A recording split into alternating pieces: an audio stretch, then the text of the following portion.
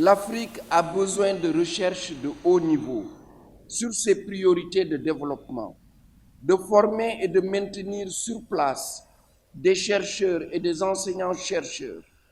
La mise en consortia entre chercheurs africains et japonais est une stratégie sûre pour favoriser l'émergence d'une masse critique de chercheurs et d'enseignants-chercheurs de rang mondial. C'est le chemin pour que l'Afrique soit utilement présente au rendez-vous du donner et du recevoir.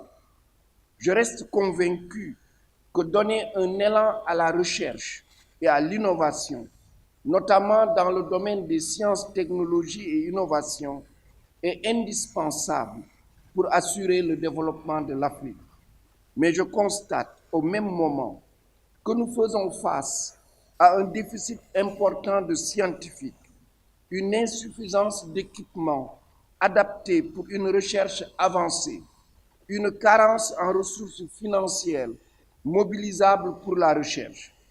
C'est d'ailleurs la raison pour laquelle le Sénégal a lancé la construction sur 14 hectares de la Cité du Savoir, qui sera dotée d'un supercalculateur, d'un pétaflop de puissance de calcul et de bien d'autres équipements lourds pour que la recherche pour l'Afrique se fasse en Afrique et au bénéfice de l'Afrique. Mesdames, Messieurs, ces problèmes bloquent le développement de la science. Il faut donc un changement de paradigme par la diversification des partenariats. Ce partenariat avec les pays africains et la GST nous permettra, sans nul doute, de promouvoir et de mutualiser nos ressources humaines, financières et matérielles. Il va servir également de cadre de partage d'expériences entre les différentes parties prenantes en favorisant l'organisation des réseaux scientifiques. Une telle approche de promotion des sciences, technologies et innovations en Afrique est très profitable pour tous. Et le Sénégal marque son engagement au niveau le plus élevé à œuvrer pour la réussite de cet important projet de multipartenariat Japon-Afrique. Mesdames, Messieurs, le thème de cet atelier rencontre une préoccupation majeure de l'Afrique en ce XXIe siècle. En effet, l'Afrique a impérativement besoin de sciences et de technologies. L'Afrique est condamnée à produire de la science et de la technologie. L'Afrique ne peut qu'articuler la science et la technologie moderne avec ses connaissances endogènes dans les domaines où elles existent. L'Afrique a l'obligation de créer une coalition de toute la société autour de la science et de la technologie. Et enfin, la communauté internationale doit renforcer la nouvelle dynamique qui met la science et la technologie au cœur des paradigmes pour le développement de l'Afrique. Ce besoin est impérieux. Il tient au seul choix de développement possible, acceptable et de toute façon conforme à notre temps. C'est ce que j'appelle le choix de développement civilisé, car il sera durable, respectueux des droits humains et de la bonne gouvernance. La formation scientifique et technologique massive de la jeunesse africaine sera l'antidote aux différentes politiques d'immigration choisies. La mobilité d'une jeunesse africaine, technicienne et scientifique sera un atout pour le développement de l'Afrique.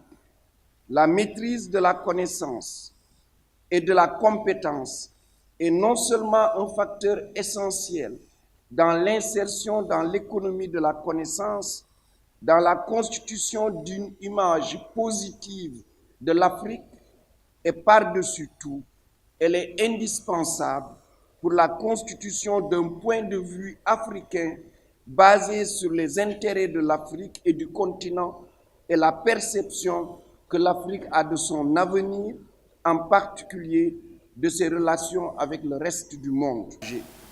Honorables invités, Mesdames et Messieurs, Nos universités et nos centres de recherche se réjouissent de l'organisation de cet atelier. J'espère qu'il sera suivi par la création d'une structure pour le suivi et la mise en œuvre des décisions arrêtées. C'est une grande opportunité de partenariat pour l'Afrique, les universités africaines et les centres de recherche africains qui vont trouver ainsi un nouvel espace de facilitation de leur ouverture au Japon et au monde dans l'appropriation, la création, le transfert des connaissances pour renforcer l'innovation et la recherche pour insérer l'Afrique dans l'économie de la connaissance. Dans ce sens, je propose la tenue d'une réunion des ministres en charge de l'enseignement supérieur, de la recherche, de la science et de la technologie à la veille de chaque TICAD. Mesdames, Messieurs, je voudrais ici vous donner l'assurance que le gouvernement du Sénégal, pour sa part, reste à l'écoute de la communauté scientifique que vous constituez et prête une oreille attentive aux conclusions qui vont sanctionner la rencontre de ce jour. En vous réitérant toutes mes félicitations, je déclare ouverts les travaux de l'atelier Japon-Afrique sur le partenariat équitable dans le domaine des sciences, des technologies et de l'innovation. Je vous remercie de votre aimable attention.